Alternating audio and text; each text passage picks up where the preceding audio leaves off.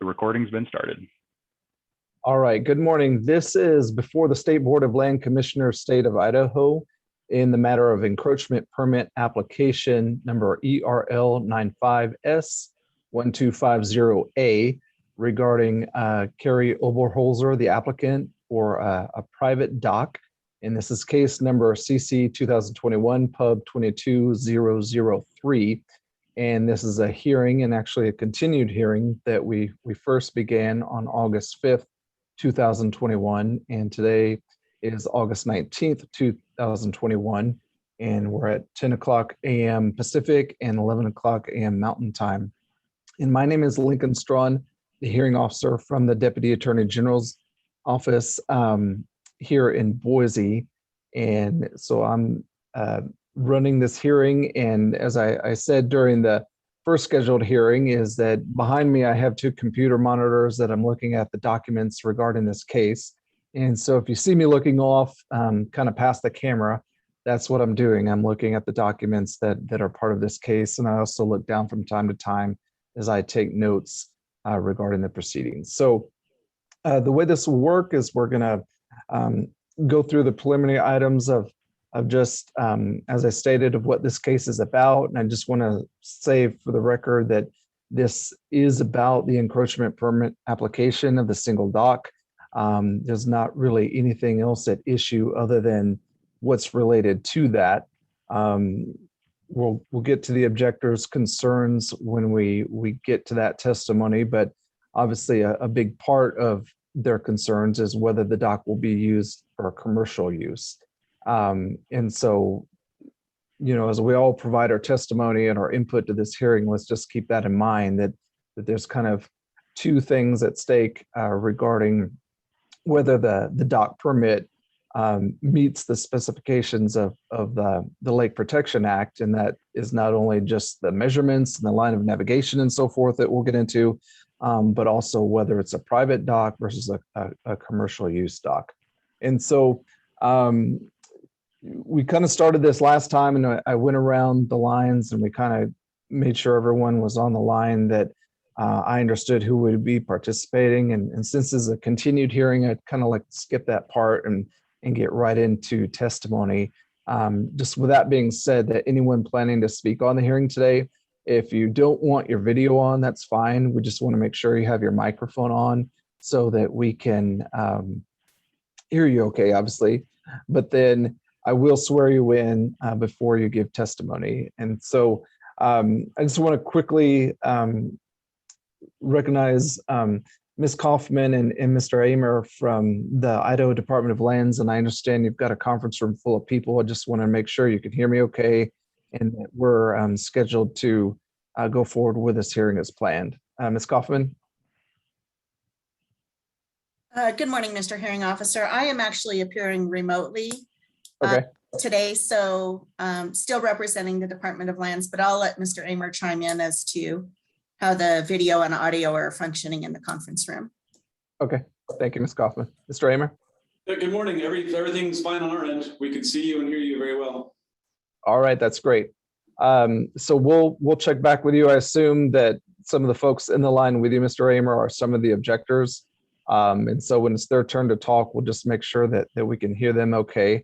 And so I did receive a Department of Lands hearing statement, and we'll give them a chance to, Mr. Amer, I'll give you a chance to read that after we've heard from the applicant and the objectors. But I just wanted to let you know that I did receive that, and I did receive all the exhibits that were submitted as part of this process of people sending in their objections, the request to speak at the hearing, and so forth. And so I'll just officially say on the record that I'm admitting all of those exhibits as part of the record here of the case, and that I can refer to when I'm writing the decision on this matter. My decision will not be made over this Zoom hearing.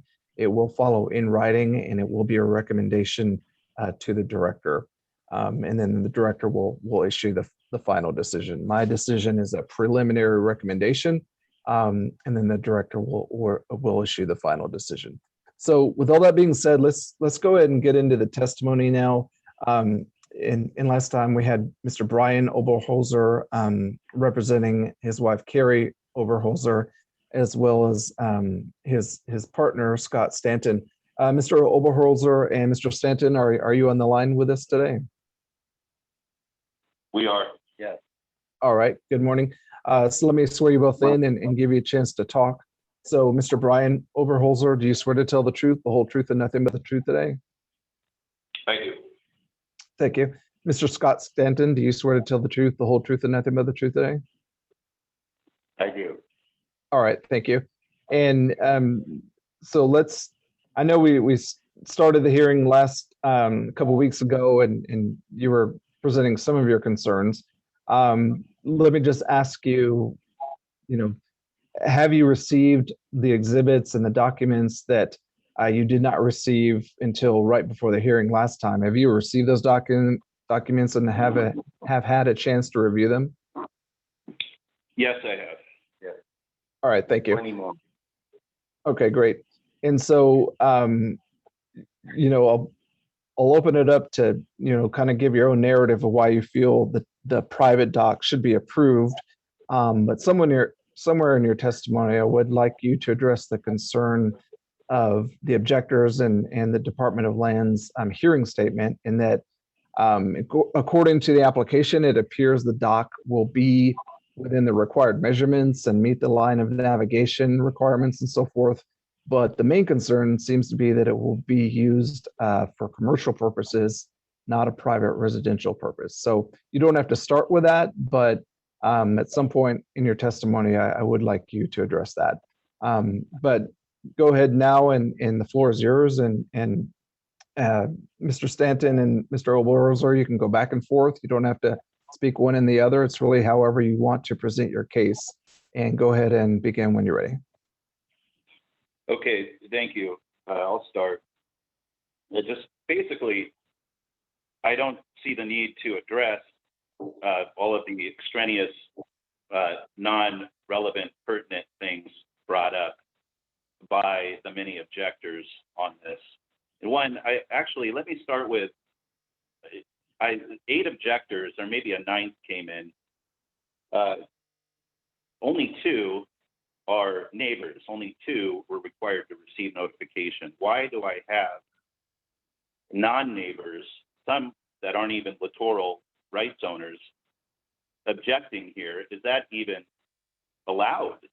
It's just, I don't get it. I'm ganged up on here. I'm gang stalked. Maybe if you could address why even all of these other objections were allowed. Yeah, no, I think that's a good point, Mr. Oberholzer. And, I do note that the notice of your application was sent to your 2 neighbors, and they filed objections. But with these hearings, they are a public hearing. And I'll just let you know that when I'm writing the decision on this matter, I look at the statute and the rules and what the requirements are and so forth. And I take the most relevant testimony, obviously, and the most relevant factors into consideration when I'm writing the decision, because ultimately the rules have to be applied to this application. And so, to address your question of why non-littoral owners can file documents in this hearing, as well as potentially provide testimony in this hearing, is, well, they're members of the public and they have an interest in this matter that they can explain, and that we offer the public statements as part of this process. Fair enough. So I think the only thing that you're asking me to address the commerciality of the dock, or in a single family dock, in your statutes, it says non-commercial use. So that just, commercial is a general term. My understanding in starting a vacation rental with a boat was that it's a residential lot, just like any, or not any. I mean, there are some cities or counties or municipalities that don't allow vacation rental renting, but a vast majority throughout this country do, in non-commercial settings in residential neighborhoods. So I just assume the same for this application. And your department may rule the same. I don't know if you have any prior rulings that even address this. Maybe that's for further research when you take your 30 days or whatever it is after this hearing to make your determination.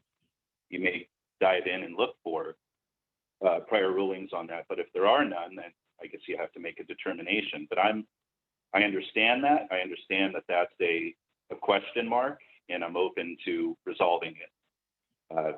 Other than that, all the other concerns raised by my neighbors are county related. I'm not in the city, we're in Kootenai County there. They're planning department issues, or what they call the community development department here in Kootenai County. And I've already dealt with those things on numerous occasions and been vindicated every time. So there's just a bunch of noise here I don't feel I need to address. I think Mike Amer summed it up perfectly. We're looking at statutes only, and you did as well earlier in the call. We're just looking strictly at what the statutes say. And I'm within the line of navigability.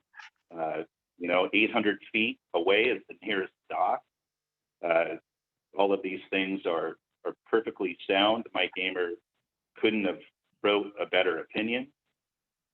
We just have to look at the letter of the law or statute in this case, and that rules the day. So all of this other stuff I even have neighbors were throwing in private group Facebook posts I made about just talking about my vacation rental in general and my land in general. And they're bringing up stuff about my brand new septic system and other things that have no relevance. So I don't really feel the need to address all of those things since they have no relevance.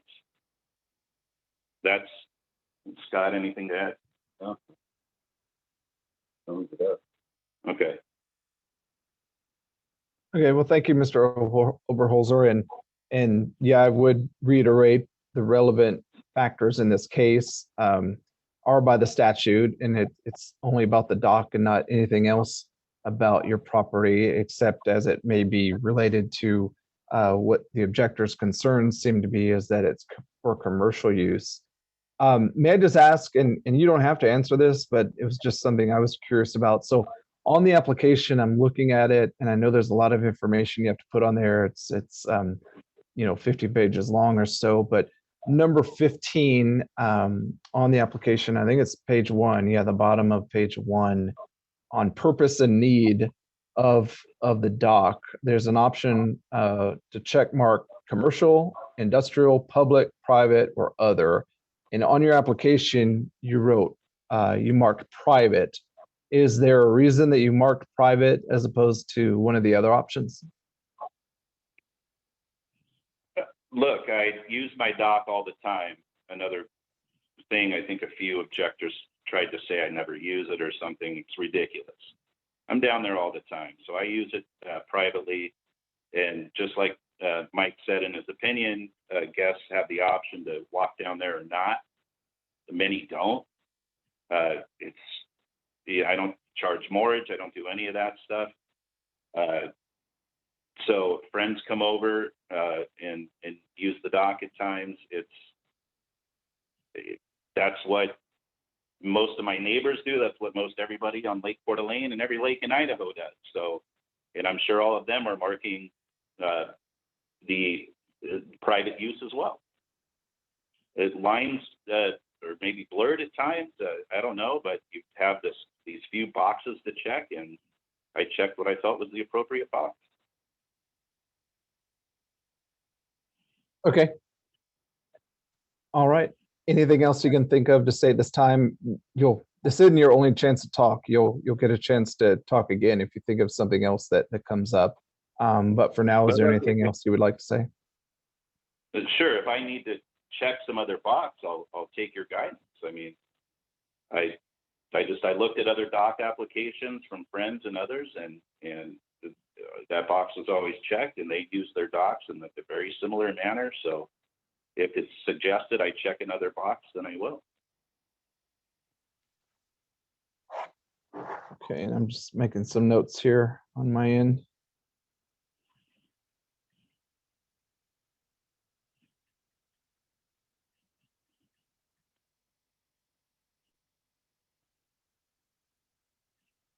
Okay. All right. Well, let's at this point, let's give some of the objectors a chance to provide some testimony. And again, I'll just reiterate, the issue at hand is the application of the dock, and if it meets statute. And yes, there are concerns of whether it's a commercial or private use, and that's fair game as a concern, but it's not about anything else regarding Mr. Oberholzer's property as an owner or any other matter other than this dock.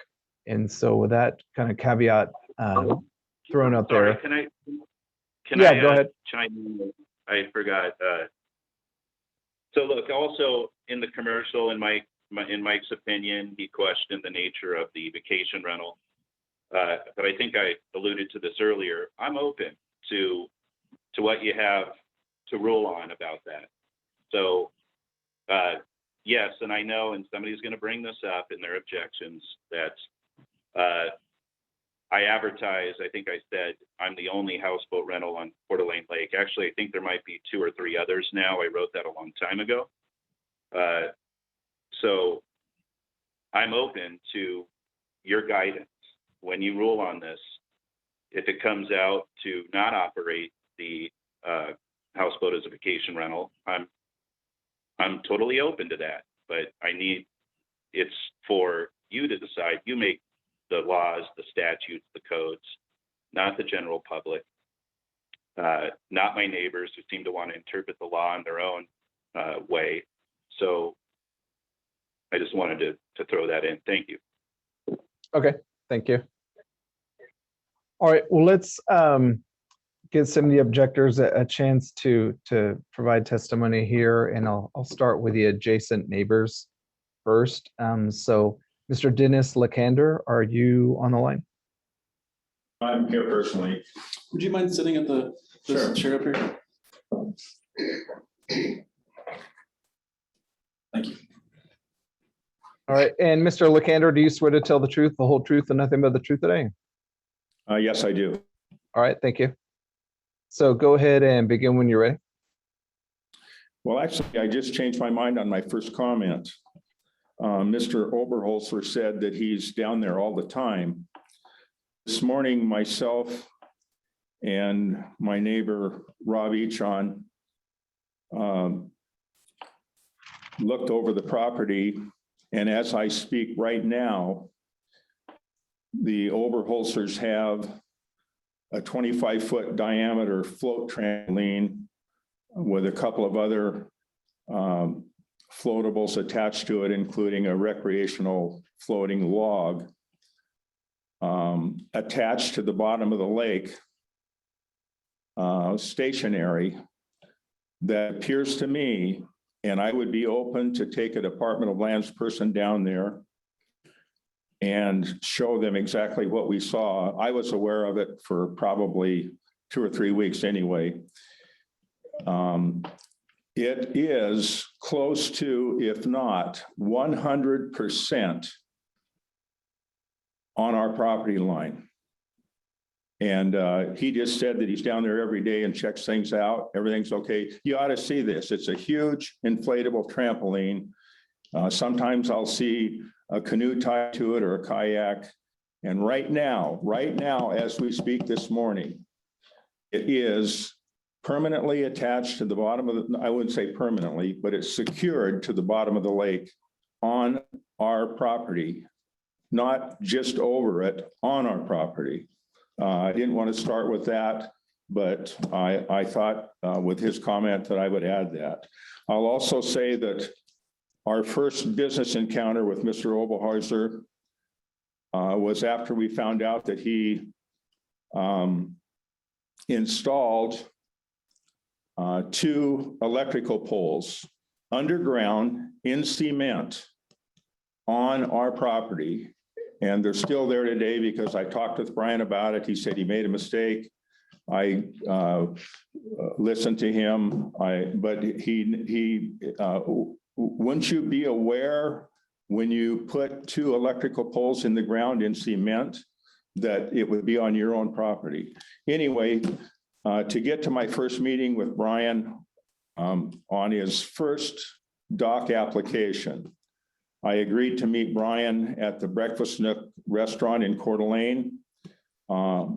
I was under the impression that it was his first and only dock application. I was not aware of a second application at the time.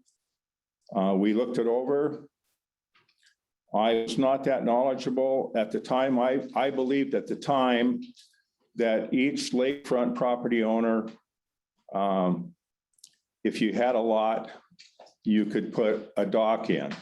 I was unaware at that time that there was only going to be one dock per property owner. I thought if you own 3 lots, we own the adjoining 3 lots next to the Oberholzers. And I was assured by Brian at the meeting at the Breakfast Nook that if he did his new dock, that his boathouse, canoe, kayaks, inflatables, jet ski, whatever, would be enclosed. In other words, they would be moored inside the 2-dock area. I was not aware that it required 2 people to have 2 docks, 2 separate landowners to have 2 docks. And it's, I don't think he has any intention of keeping everything inside the 2 docks, which he told me that he would at our meeting. I would have never approved the first dock if I knew that.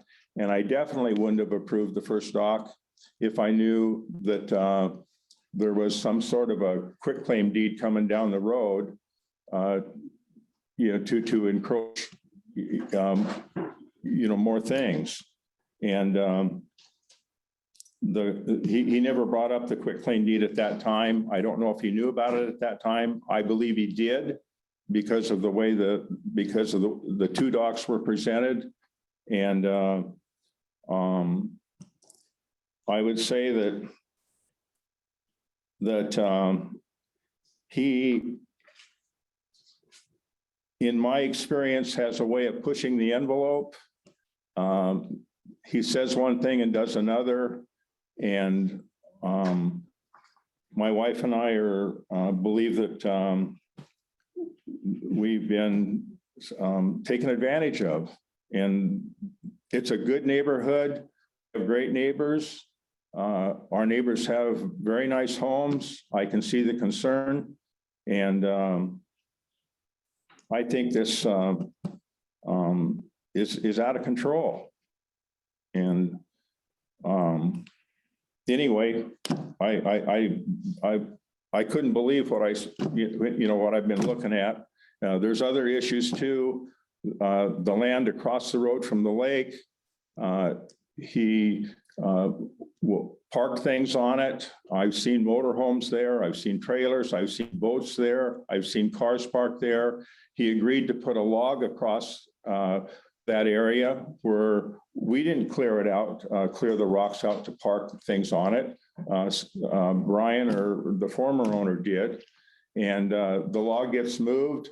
And then more renters come in there, and I see things parked there. Right now, today, he has 2 garbage cans stored on our property that he agreed not to have anybody park on. It hasn't been fun. It's a new surprise almost every month. And Mr. Lakander, what is your concern with him building a dock, a second dock? Well, I guess I'm under the impression I'm not knowledgeable. I don't think, I think I was under the impression that one property owner gets one dock, even if he owns 300 feet of frontage. At first, I believed that each lot could get a dock, but I was just not that knowledgeable.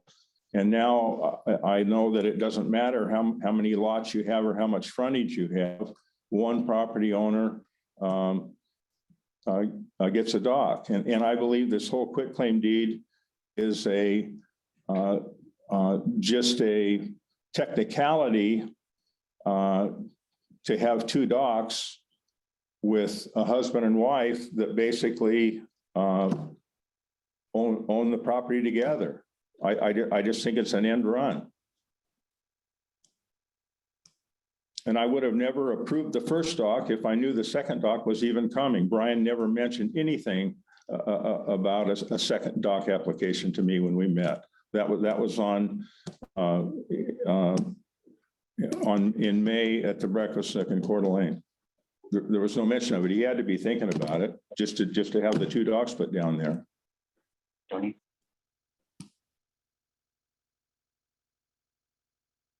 All right. And Mr. Lakander, was there anything else you would like to say at this time?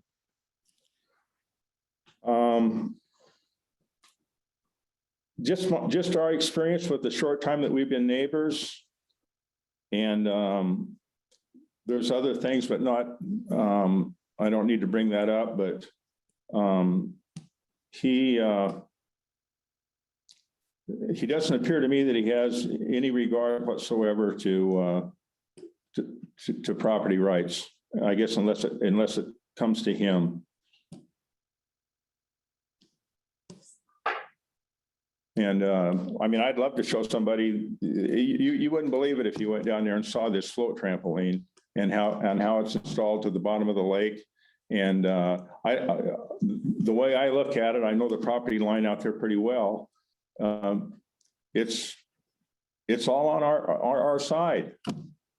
And he said he goes down there all the time and checks on things. It's been that way that I know of for at least between the last meeting that we had here and now. And I invite the Department of Lands to go down and look at it. It's and this is in the act of applying for a dock permit that you're trying to have the Department of Lands on your side. It's incredible. And what about the trampoline and the log that's connected to the lake, the bottom of the lake? What about that would mean that his application for the dock should be denied? Well, he says he's trying to stay within the boundaries of the statutes and whatnot, and it just it doesn't. To me, a guy that's trying to get a dock permit would, at this point in time, you'd be on your toes to make sure you were in compliance with things. And, you know, I mean, there's other things I can mention about, there was a time there that I counted 8 or 9 cars and 3 or 4 motorhomes. And, you know, it was probably a busy weekend, but we have not had a very good success ratio with Mr. Oberholzer on what he says he's going to do and what he ends up doing, nor does he ask permission for things. As far as he does things first and then asks questions later.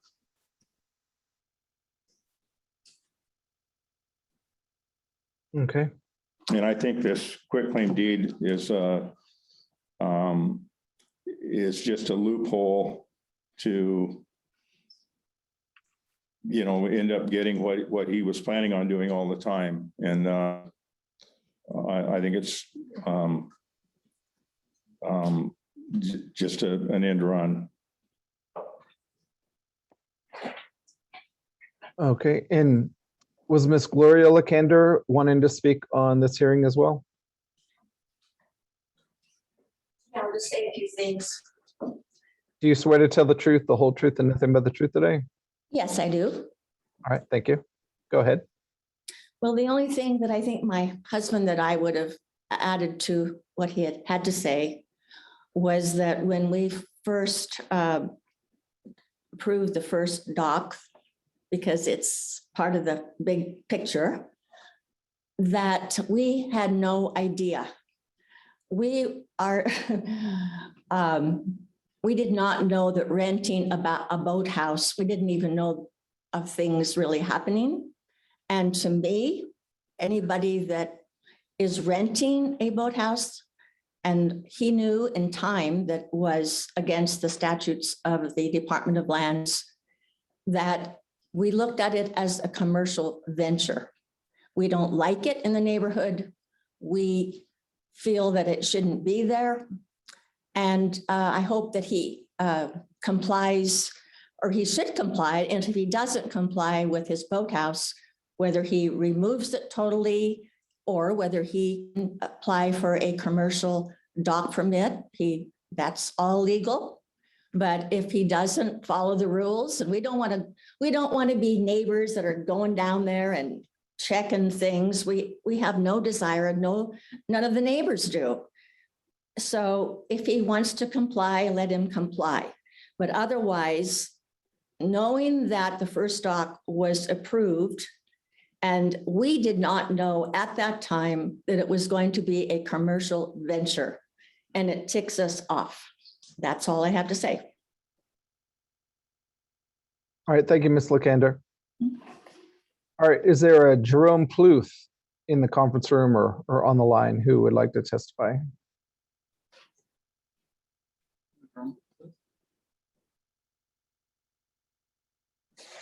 Nope. Doesn't sound like there's a Jerome Pluth in the conference room. Okay.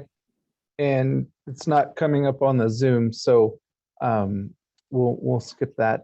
So, all right, so I'd like it to open it up to some of the other objectors who may be on the line. And I know some people may not have had a chance to call back from our scheduled hearing a couple weeks ago. Let's go to Michael Schaffer. Are you on the line or in the conference room? I'm in the conference room. You swear to tell the truth, the whole truth, and nothing but the truth today? I do. And I'd like to start by asking and noting that the applicant is not present, Cari Oberholzer, and I have a question, I guess, for you and for Mr. Oberholzer. Does Brian have the power of attorney? And if not, what he testifies to today, does it bind the applicant? Or are we wasting our time here? The applicant's not present. Okay, well, to my knowledge, applicants can have a representative. A power of attorney is not required. Ms. Kaufman, do you have something else that the Department of Lands goes by in terms of what makes for a representative or not?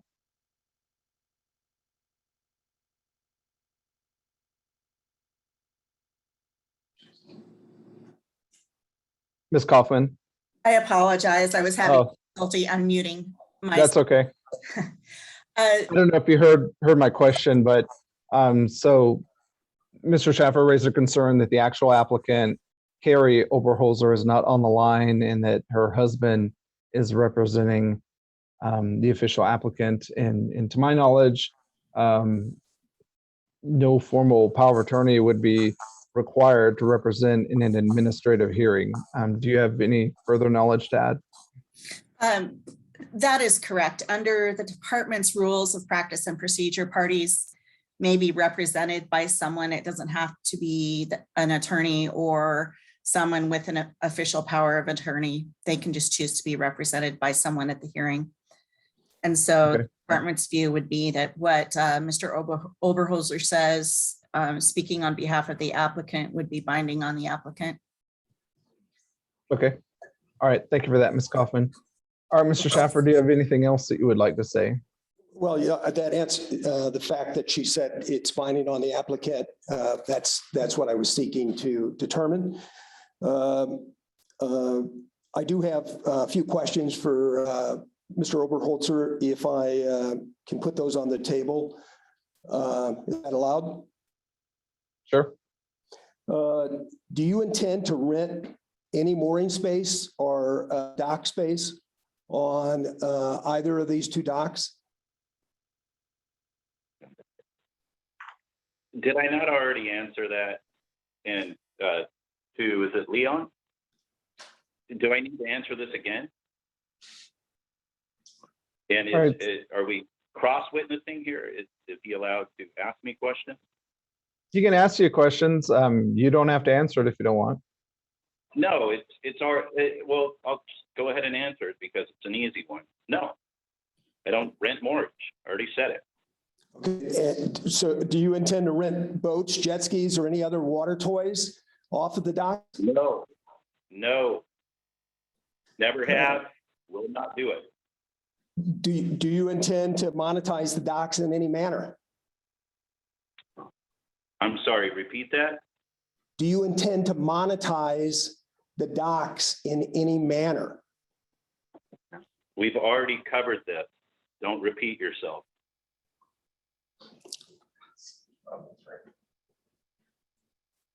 All right, Mr. Schaffer, do you have anything else you'd like to say? That's all I have for, well, actually I do. Brian, VRBO, who you rent through, has recommendations that they suggest to their property owners with regard to good neighbor policies. Do you follow those good neighbor policies? Do you have a written good neighbor policy referencing expectations of your renters? Irrelevant to what this proceeding is. Well, it's not because, let's do, when you have people go down to the dock, do you have a good neighbor policy? It's just a question. It's yes or no. Look, I don't understand your wording. I speak to every one of my guests thoroughly. I have many rules in place. I am a great manager when it comes to vacation rentals. I have done a great job. And according to, I guess not according to a few of my neighbors here who have their own ways of seeing the world, but yes, I practice good neighbor policies. Absolutely. Are those in writing, or do you just verbalize them when you meet your renter? I'm Okay, sorry, Mr. repeat Schaffer, that. Mr. Schaffer, I think we're getting a little beyond the scope. Well, of I'm the way asking this because of the party atmosphere that we have at the top and that we also have at the bottom. As we know, Mr. Oberholzer's renting a houseboat on the lake. So when most people are calling it quits for the night, there are people literally sleeping on, off the dock, on the dock. And I'm, if you want to stop that line of questioning, that's fine. VRBO also has a strong suggestion of software for, they actually recommend software called Noiseware. Do you have that on your dock? Do you follow that recommendation or no? You're wasting time, my friend. We're talking about the encroachment permit. You're bringing up We are. other. We're talking about the dock. I'm asking if you follow their recommendation. All of the neighbors know that I do not host parties. There's an occasional large group. I stay it right in my description. You contradict yourself. I'm done with this line of question. Okay, do you have anything else to say, Mr. Schaffer? Yeah, with regard to the application itself, we're not going to get anywhere with Mr. Oberholzer with regard to these questions. And I think that's part of the neighbor's frustration, is this attitude is what he often displays. At any rate, short-term rental, commercial versus single family. His own statement on Exhibit 4 of my paperwork indicates that he generates, by his own statement, over $100,000 in annual income from the property. I don't know anybody else sitting in this room that generates $100,000 on their property. I don't know how that's not defined. If it was a coffee shop, I can't imagine you could generate $100,000 in income. So as evidence of what the actual use here and then the appropriateness of his application as a whole, I would ask you to take that into consideration. The evidence is to the contrary. It's not single family use. I understand the lands department in their write-up, they've said, we don't know. We can't just assume that it's going to be for any other use than people coming down who have rented the property and sitting on the dock. I get that, but there's evidence to the contrary. He says he's monetized this whole thing. It's a commercial operation. Again, he, by his own words, says he's generating $100,000 in annual income. This issue with short-term rental, it's going to grow. it's obviously not going away. And so if the department hasn't addressed it up until this point, I would encourage you to address it based on this application. I think there's plenty of evidence here to suggest it is not a single family application. It's not appropriate as a single family application. And by the way, if he applies for a commercial application and gets it, okay, there are obviously other requirements that will apply to him if he does that. The other piece that I'd like to touch on is the ability to transfer parcel. Again, in my statement and my paperwork, I make reference to the department's related statute that says if it's a contiguous property, that one dock is allowed. And what he's done with this quit deed basically is just to circumvent that. There are going to be other people here, I think, who will touch on that in more detail. But again, I as the hearing officer, I would ask that you pay some attention to that fact. And even if it's been past practice for the department to operate on that basis and to allow people to sidestep it, whether that's appropriate or not. So that's basically all I have. All right, thank you, Mr. Schaefer. It's for the record, it's Schaefer. I apologize, Mr. Schaefer. No problem.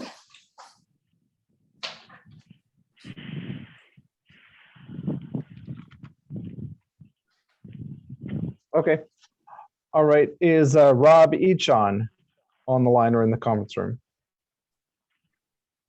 Repeat that. Rob Echon, E-A-C-H-O-N. Yes, I'm here. Sounds like John. Yeah. Sorry about that. Do you swear to tell the truth, the whole truth, and nothing but the truth today? I do. Thank you. Mr. Hearing Officer, if I could interrupt for a second, could I please ask Sure. Greg Delavan's iPhone, could you please mute? We're getting some feedback. And anybody else that's not presenting at the time, please mute. Thank you. All right, thank you, Chris. And I'll just reiterate, to keep the line as clear as possible, if you're not speaking at the moment, to go ahead and put your line on mute. And then, of course, remember to unmute when it is your turn to talk. All right, Mr. Echon, when you're ready, go ahead and begin. Okay, there seems to be some disagreement on whether or not this property and dock is going to be used for a commercial application or a private dock. And all we can say is that what we've seen and observed in the past, right now, currently, it's being used as a mortgage space for a houseboat rental. But also, if you go into the verbal advertisements and the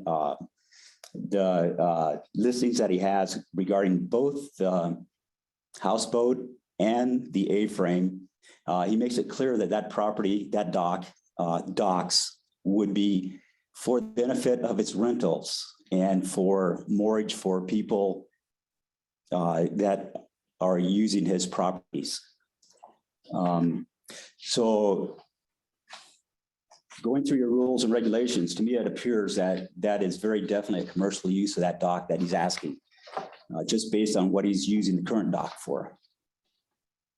And the same goes for the anchor buoys. With a small A-frame and a rental space, he's got two RV rental spaces that he does advertise as being available to his guests. He appears to have crossed the line into commercial application on his upland property. And of course, that filters down to the dock property. So those, of course, are tied in together and you can't split the two. The third thing that I wanted to bring up is the thing about the quitclaim deed. And it states in your rules and regulations that only one dock would be allowed for contiguous properties. And this has been contiguous properties going all the way back to the 50, 58, 52. It's been owned by the same two parcels have been owned by the Udinskis and then Tom Fisher, and then Mr. Oberholzer. And lot 34, 35 were joined together throughout the history of when that subdivision was platted. So I question whether or not Cari Oberholzer is a viable applicant for this dock encroachment request. It's Mr. and Mrs. Oberholzer. They reside at the same residence. They're married in community property state. And by doing a quit claim deed to a piece of property that has a common structure, basically transiting the property line, it's like there is no separate ownership. And to do that by quit claim deed is nothing more than sleight of hand to try to show and try to infer that it has two different ownerships. And that's not the case. If you look at let's see, it was Echon number 3. It was an exhibit that I submitted. It was a drawing done by E2 Planning and Design. It was a drawing done for Tom Fisher, who was a previous owner, who was asking for a variance request. So this drawing was submitted to the county for another hearing, a variance hearing. And it shows the A-frame and the porch basically encroaching onto lot 35. And it does not meet the setback requirements for county conditions where you need to have a 10-foot setback requirements from the property line to a structure. And therefore, those two lots, 34 and 35, are contiguous and really owned by the same people. A quit claim deed is, to a couple, a married couple, is really questionable. And those are probably my two biggest issues right now with this. And it is, in fact, being utilized as commercial property.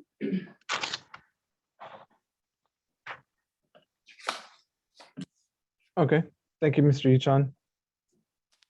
Was there anything else you wanted to say at this time? Sure. I'm sorry, I didn't quite hear you. No, I think the response we got stating that there were a couple docks, 3 docks, I think is what the response was, that extend out in the water further than 100 feet. I think what you're referring to, or what was referred to, were the commercial docks that were owned by Greg Delavan, Delavan's Marina, because they're about 800 feet away, but there's several docks that are much closer to Oberholzer's requested encroachment area. There's 2 docks that have gone in the last year that are south of him, that are no more than 50 feet out in the water. If that, I think the measurement was something like 35, 40 feet. And so to infer that he's just becoming part of the normal 100-foot plus distance out in the water is not correct, because there are several docks that are within 800 feet of Mr. Oberholzer's request encroachment. Okay. I will also mention that it's near Beacon Point. Points are always more of a, well, they call it Beacon Point because it's a hazard, navigational hazard. And that's the Coast Guard has had a beacon on that point for, geez, probably since the 50s or earlier.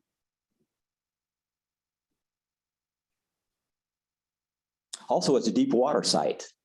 If it's been stated in the past that you need to have a dock that extends out a long ways because you need to be able to float your boat out and not worry about having the motor hitting the bottom. With a deep water site, basically 25 feet out from shore, you're in 5.5 feet of water, 4.5, 5 feet of water.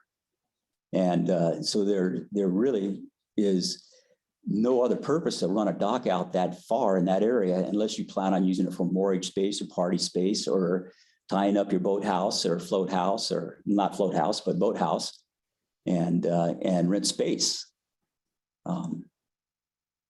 Or to have that be in conjunction with your rental properties, basically upland.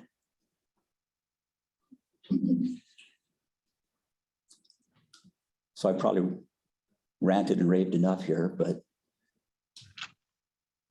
Well, I was writing down the notes of your ranting and raving, so I wanted to make sure I got all your information. Can we go back to the 800 feet point that you made? So are you saying that one, the requirement is his dock cannot be within 800 feet of another dock, and his new application for the new dock would violate that? Could you just go into a little more depth of your understanding on that? sure. Basically, it was Idaho Department of Lands preliminary findings on this. They stated that there were 3 docks approximately 800 feet away that exceeded 100 feet waterward from shore. And it's like, I live there, I'm on the water all the time. And the only docks I know that go over 100 feet out are the commercial docks that are owned by Delavan Marina. Okay. And you see there's been 2 newer docks that were put into the south of Oberholzer's requested encroachment. And those are less than 50 feet from shore.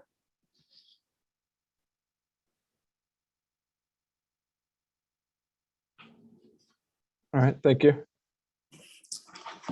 You're welcome. Was there anything else you wanted to say? Not at this time. All right. Thank you, Mr. Echon. Welcome. Miss Monique Mr. Oakley, Straw? or yeah. If I could just interject for 1 second, you had asked me a question previously about representation of parties. I just wanted to give you a specific citation for that Okay. information I provided. Sure, thank you. It's IDAPA 20.01.01.202.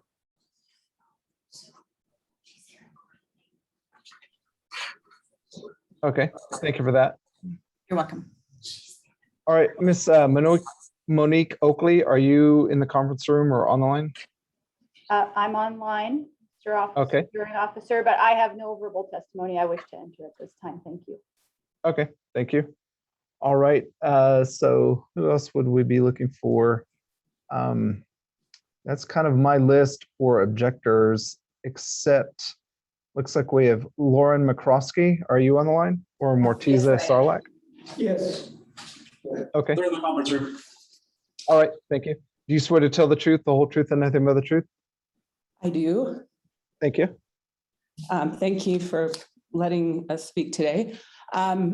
I think a lot of the objectors have made some points that I plan to make, and they made them very well. So I'll try and focus on a couple of different ones, but I do want to stress that this is a commercial property. The Oberholzers operate clearly a commercial property, which is verified in all of the testimony, the factual documents, and the verbo advertisement. I don't think there's any question that this is a commercial operation and that a single family dock application is entirely inappropriate for this permit application.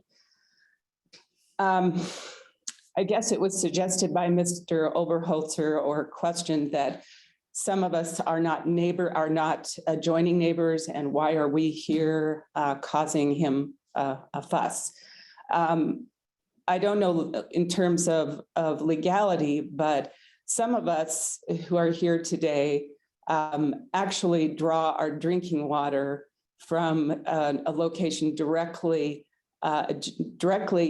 close to Mr. Oberholzer's existing dock and this proposed second dock. We have a pump that's shared by 3 lots, and I believe that gives us a valid concern in terms of how our water quality may be affected. One issue that I'll mention, and it's a little different item, on the application 26A for water quality certification. I have serious concerns that this item on the application has been adequately addressed. By nature of the commercial activities that have taken place there, the houseboat which sits there, and no doubt generates human waste, and we have no idea where that waste is going. There are additional boat rentals, jet ski, water toys, lots of activity that goes way beyond a single family residence. And all of that, to my mind, brings a real question about what is happening to the water quality there and how that affects those of us who draw our water.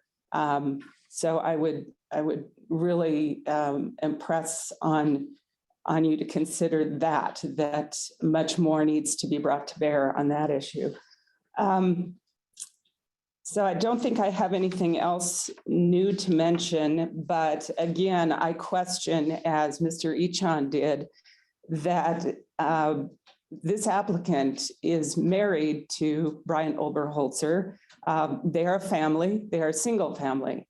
And by the definitions, a waterfront owner with more than one contiguous waterfront lot shall only be permitted one dock. You'd really have to wonder if they are a family, a married couple, why would they need another dock, and why would that statute not apply here? That they should really only be approved for one dock, as they are contiguous lots, always have been. The property, the vacation rental property, is advertised by a single address and a single name. So it really brings into question, I think, as Mr. Echan suggested, that this is a serious loophole, and I would impress upon Idaho Lands that this can be precedent setting.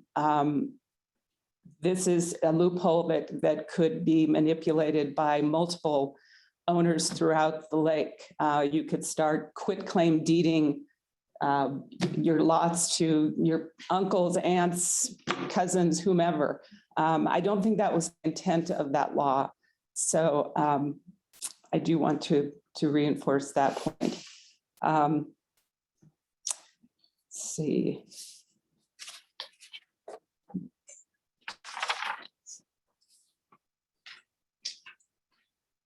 I think that concludes my statement. Okay, thank you.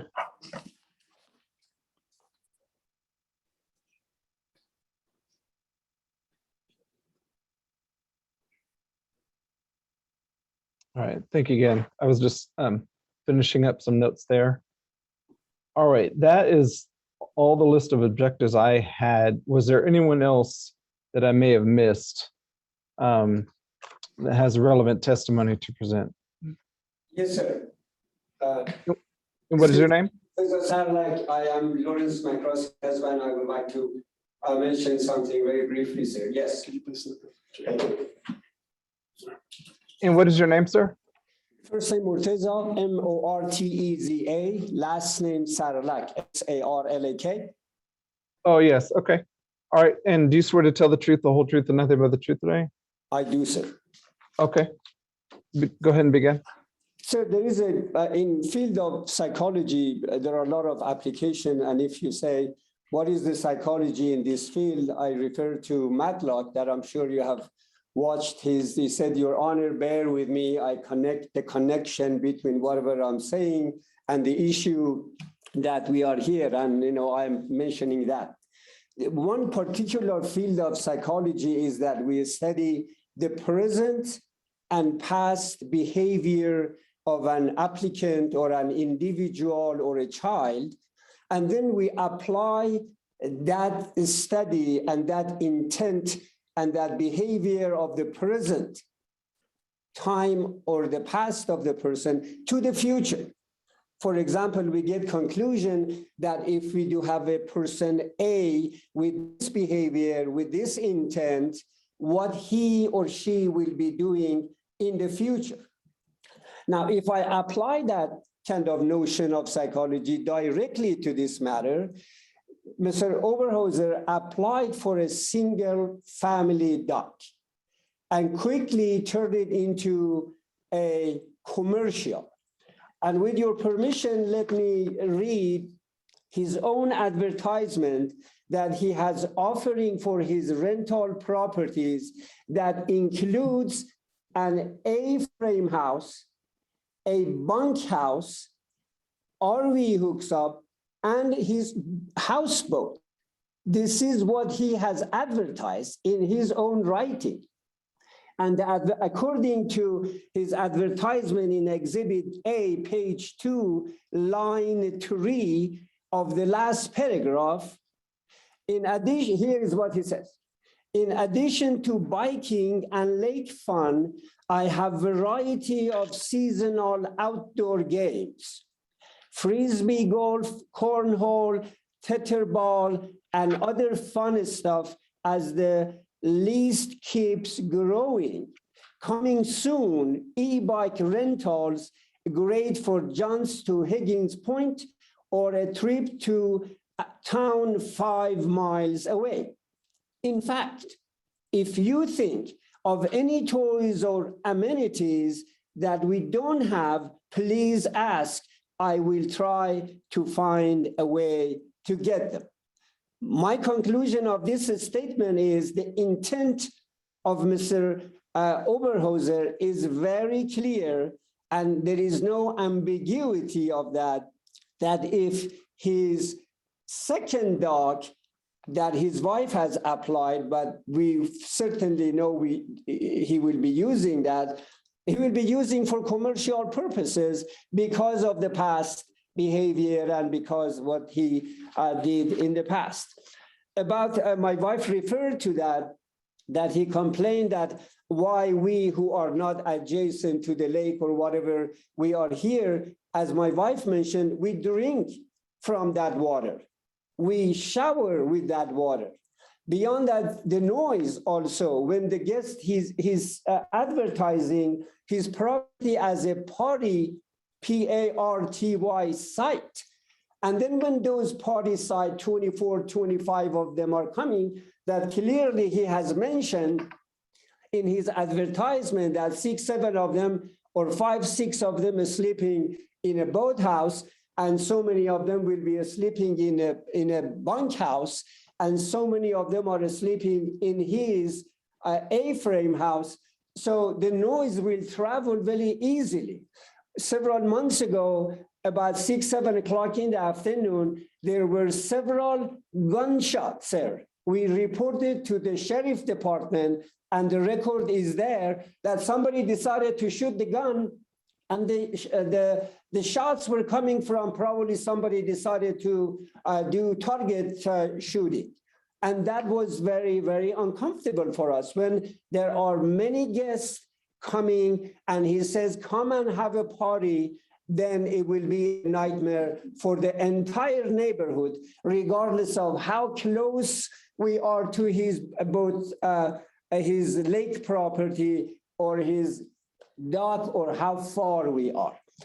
That is my concern. And at the same time, I do have a request that his first dock be limited to personal use only, not the commercial. And we definitely object to the approval and permit of his second dock, because we know the second dock will be used as the first one, as he was operating on that issue.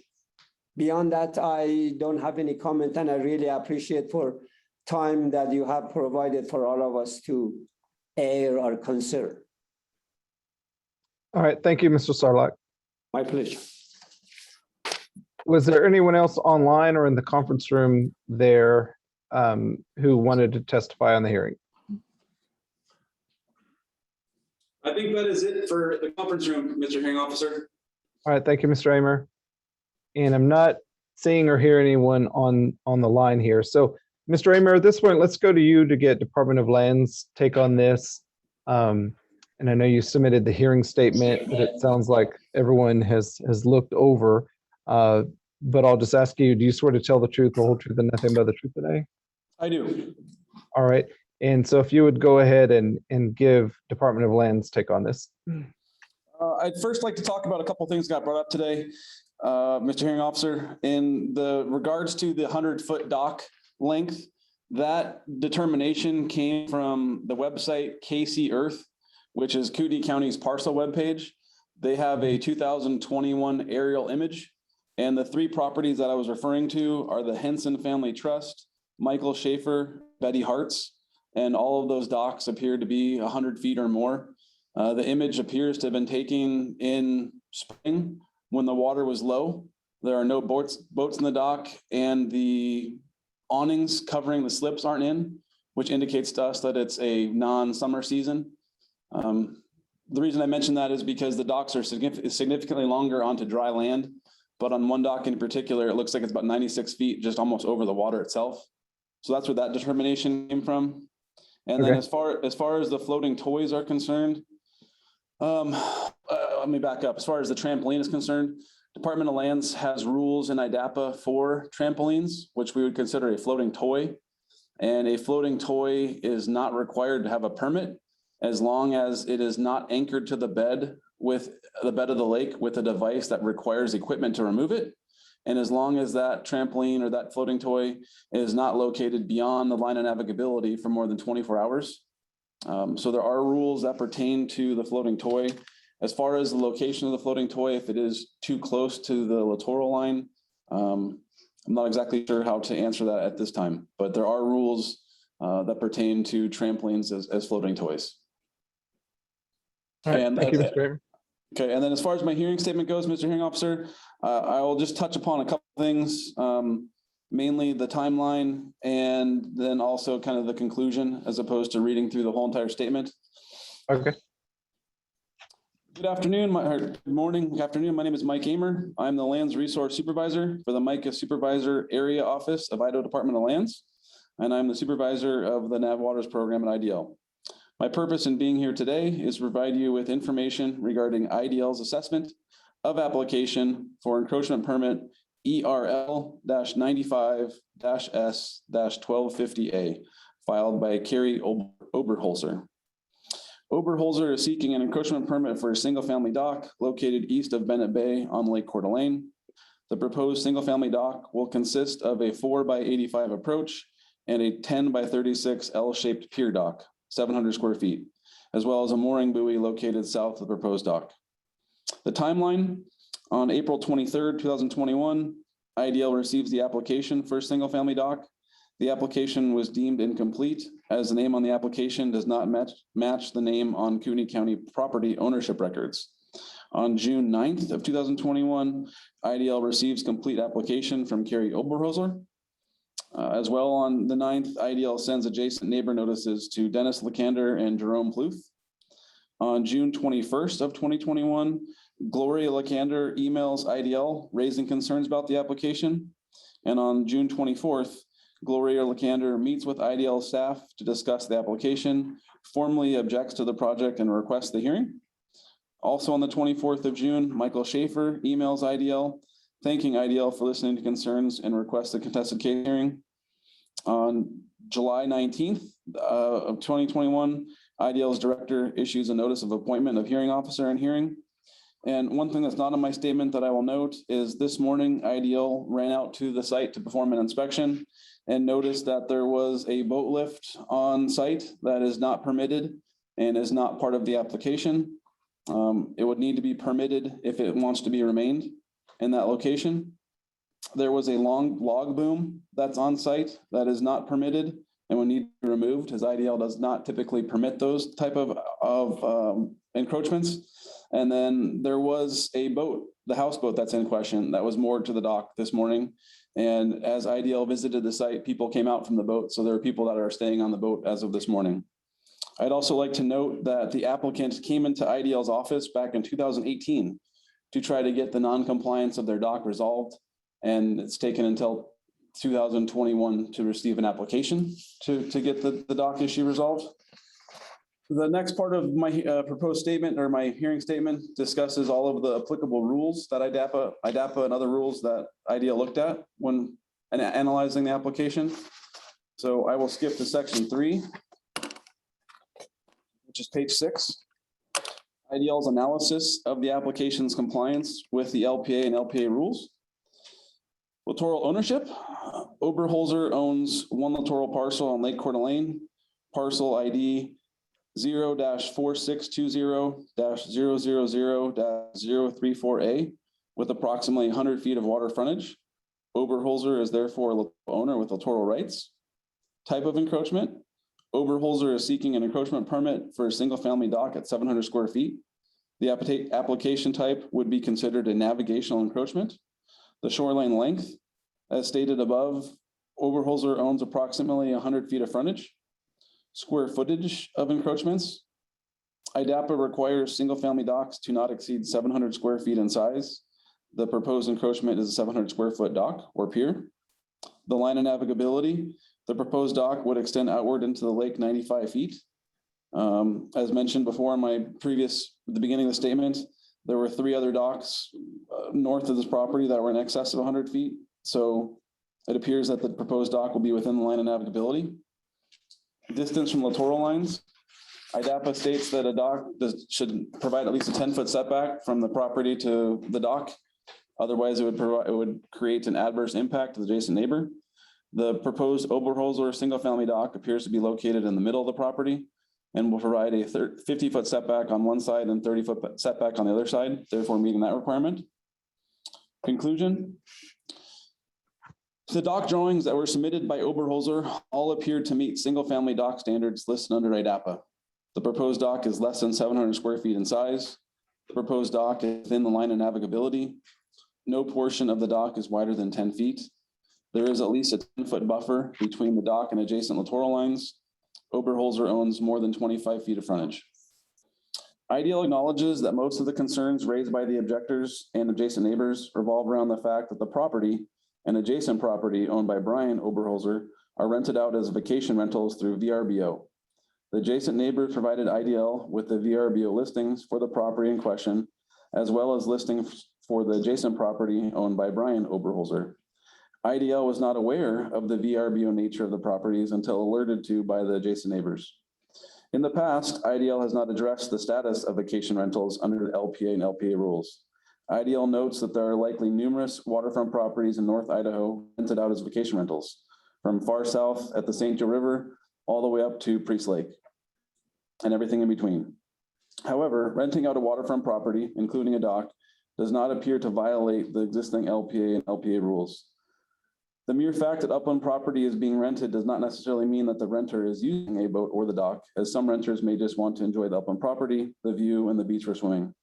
In addition, IDL cannot determine if the renters are using the dock for moorage each time it is being used. Not all renters may use the dock for moorage, but rather simply may be using the dock for sitting, swimming, or lounging. Such uses would not convert a single-family dock into a commercial use. However, as described above with the VRBO listings provided by the neighbors, which also include the rental of a houseboat moored to the dock at the property.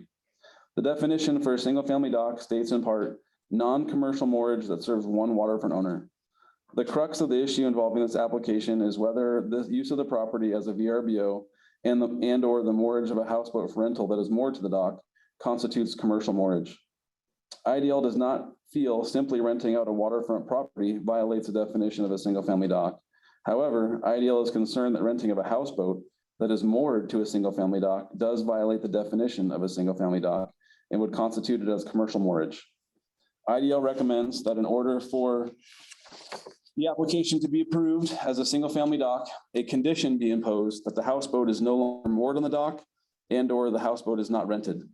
If the applicant desires to still rent the houseboat and moor it to the dock addressed by this application, IDL recommends the applicant apply for the dock as a commercial dock as opposed to a single-family encroachment. That concludes my statement. All right, thank you, Mr. Amer. And if I may ask, regarding the IDL's conclusion there, practically, I guess, if you put a condition on it, the houseboat is no longer moored on the dock, how do you enforce that? I mean, does IDL would then schedule routine inspections to make sure it's not moored? And then kind of the same line of questioning is that if the application states that the houseboat will not be moored to the dock, then, again, how do you enforce that over the long haul? That's a great question, Mr. Hearing Officer. I suppose it would require IDL to do constant inspections. I suppose IDL would also rely upon the adjacent neighbors to let us know if the boat was there, if the boat was being used. IDL could also check the VRB listings to see if it was still there, but it does put a significant burden on the department to constantly check on something like that. Okay. And then I assume, but I don't know for sure, but say an application is approved with some sort of condition on it, and then if it's found that that condition was not met, that the applicant did not live up to that condition, could the application then be revoked, or is that a whole nother process? Just practically speaking. You said would the application be revoked? I assumed you meant would the permit be revoked? Permit, yeah, I apologize. Yeah, permit. Yeah, the permit would be revoked. We'd have to go through the permit revocation process. Gotcha. Okay. Which would also put a significant burden on the department. Okay. All right. Thank you, Mr. Amer. All right. Ms. Kaufman, I know you were kind of monitoring. Was there anything else you wanted to add while Department of Lands was providing testimony? Just to provide a little bit more information regarding Mr. Amer's last answer, which was correct. So the Department of Lands has a process that they follow in the event of non-compliances with encroachment permits.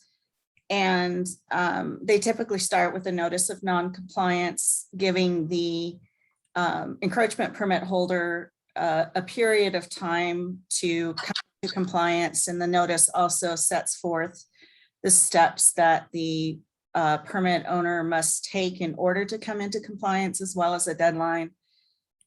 If that doesn't occur, then as Mr. Amer stated, IDL may revoke the permit. That does involve an administrative proceeding, but we have done that in the past. So that's just general information regarding the process, but there is an administrative proceeding required to revoke a permit. Okay. All right. Thank you, Ms. Kaufman.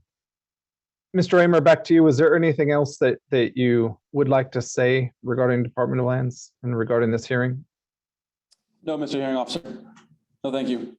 All right. Well, thank you.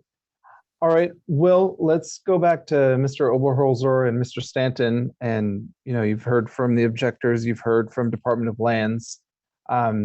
Just wanted to circle back to you and give you a chance to say anything else that you may have thought of that you wanted to say, or anything that you wanted to address regarding the concerns brought up during the hearing. Yes, just one quick one, in that the houseboat being moored or not being moored, I only heard that addressed, but I did not hear from Mr. Amer or anyone else the other solution in just not renting it. I use it all the time personally, my own family. I don't have any intention of removing the houseboat if it's not necessary. I like to use the houseboat. So, and neighbors, you guys, come on. This thing about water quality, you see me driving the boat constantly. It's an operational boat. I take it over to Silver Beach Marina constantly. And who is it that lives on Appling Way, Mr. Schaefer? I'm passing by your house constantly, taking it to service the boat at the marina. So give me a break, guys, on that. I am very aware of my property, of water quality, of all of these things. I respect the neighborhood. You guys, this whole thing about parties, just because I think I said somewhere in my listing, parties of 4 or more, or something like that, or that's only referring to number of people. I clearly say in my listing that this is not, booking the place to have a party is against regulations, yada, yada. So, I mean, all of that's been submitted in evidence, but please keep that option open of just simply not having a listing for renting a houseboat. I'm perfectly open to that. So, but whatever your ruling is on what constitutes commerciality when it comes to renting a houseboat, I'll be waiting to hear what your thoughts are on that. That's all I have to say. Thank you. All right, thank you, Mr. Oberholzer. Yeah, let's go back to Mr. Amer. And I think I was trying to ask that question and I didn't quite get the wording right, but basically your IDO recommended two options. One, just not have the houseboat moored to the dock, but then the second option of if the houseboat is moored to the dock, that it not be rented. And from your answer, I would assume it'd kind of be the same as the first answer, that it would be something that IDO would have to monitor either by inspections or reports from the neighbors. Mr. Amer, could you just address that? Yes, that is correct. My statement said that if approved, a condition be imposed, the houseboat is no longer moored on the dock, or the houseboat is not rented.